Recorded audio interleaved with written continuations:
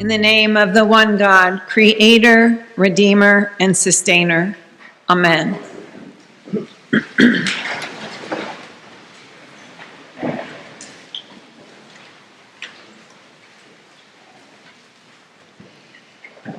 After crying out his charges against God from a place of great despair, Job finally gets his answer.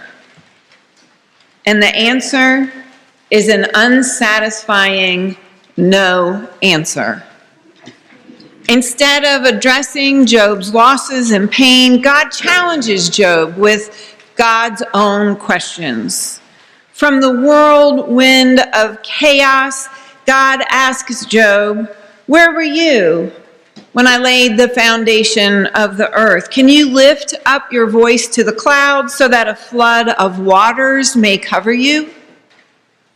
God disputes Job with a reminder that God is the creator of all and the controller of chaos.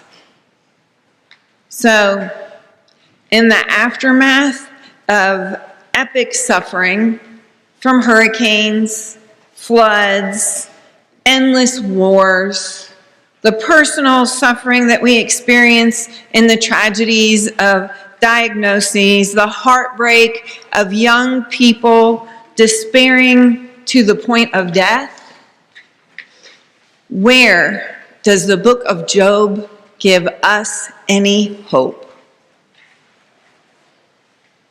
There is no simple way to interpret Job. Some of it is in the genre of wisdom literature, which bestows teachings about God and the right way of living. Job is a folktale. It's not intended to be taken literally, but to teach important lessons. And Job is brilliant poetry. The book of Job is complex, to say the least. Praying with and studying with Job offers the opportunity for great illumination and great frustration. This is no controllable God. This is the God of creation. This is the God of chaos. Like the authors of the Psalms and the book of Lamentations, Job is faithful even in his despair. He continues to cry out to God. Earlier, Job's friends made sense of his epic tragedies by blaming Job. They insisted he must have sinned in some way to cause this tragedy. Even Job argued, "Hey, I didn't do anything wrong. Why is this happening to me? I'm a good guy." Both Job and his friends were working on the assumption that everything happens for a reason. Kate Bowler is a fabulous theologian and prophet of our day, and she has had an impact on your clergy and maybe some of you here. She's written a book that's entitled "Everything Happens for a Reason, and Other Lies I Have Loved." Yeah.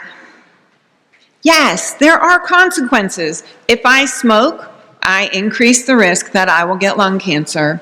If I am untrustworthy in my relationships, it's pretty likely they're going to sever. But to say to someone who has lost a child or watched their home float downstream or received a scary diagnosis, everything happens for a reason, or to insinuate, you must have done something to deserve this, is to profess a belief in a transactional God who keeps some kind of divine score. That is not the God who Jesus embodied. And so let our care for one another and our crises be thoughtful and not trite. Offering easy answers might make us feel better, but most likely our intended comfort is no comfort at all. Oftentimes, silently being with is the most compassionate thing we can do when someone we care about is suffering. Job wants justice, but God doesn't speak about justice to Job. He speaks of laying the foundation of the earth and ravens and lions. God makes claims. I am the one who is in the midst of the whirlwind. I am the one who makes order out of chaos. I am the creator, and you are one of many of my creations. God's creation and chaos response compels Job to shift his perspective. In my own life, and in walking with others going through really hard things, I have found that in many difficult situations, almost every time, I learn something new about God, and I learn something new about myself. The certainty we have about life, the precepts that make so much sense when everything is going great, it works so well until it doesn't. For Job, his understanding of God is transformed. God is not a transactional God, but a mysterious one who creates in the chaos. So the third verse of today's reading is often a punchline. God tells Job to gird up your loins like a man. We giggle when we hear gird up your loins. Theologian Carol Newsom points out that God's command may actually be preparation for action. That may refer to the tucking of one's robe into a belt so that movement is unimpeded. Gird up your loins may in fact be a divine command to get going. So my husband, Malcolm, has been a chaplain for over 30 years in HIV clinic during the height of the pandemic in the 90s at that big UAB hospital down the street for a couple more decades.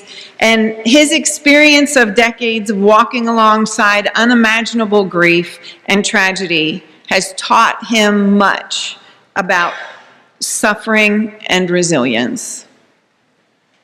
Years ago, when I was a little baby priest trying to figure out how to be with people, Malcolm told me that he noticed when people are going through difficult situations, the question, why? Why me? Why my loved one? Why now? These are natural questions to ask, but ultimately unsatisfying. Think about it. There is beautiful mystery to why the sun rises, why the sun sets, why babies are born, why trees grow, why birds land at our feeders. And there is agonizing mystery to why disasters and diagnoses happen. If you are going through a hard time right now, or just picking up on the overall anxiety that's around in the world, I want to say to you from my heart, I am so very sorry.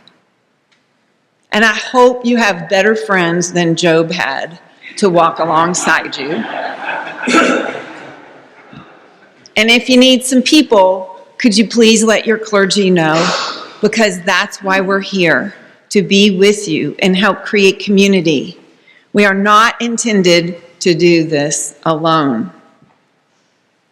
So coming back to Malcolm's experiences, he found that the question that helps pave a way forward is not why, but how. Knowing this is my reality, how do I move forward? How do I tuck up my robe and get going? So I'm looking around. Is Donna here? Oh, darn it. Okay, so this week, sorry, but you'll understand why I was looking for her. This week in our Tuesday Women's Circle, Donna Brooks, our Donna Brooks, who sings in the choir, many of you know her, mentioned that she has a new EP coming out. So I'm grateful to Donna for agreeing to share her story with you through me.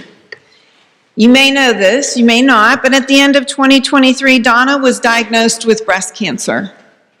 As she processed the roller coaster ride of diagnoses and treatment and changes of treatment, her dormant craft of songwriting was reawakened in the midst of that very difficult time. Processing the chaos of her life, Donna embarked upon her self-described most prolific and skilled period of writing of her life. Song after song came out.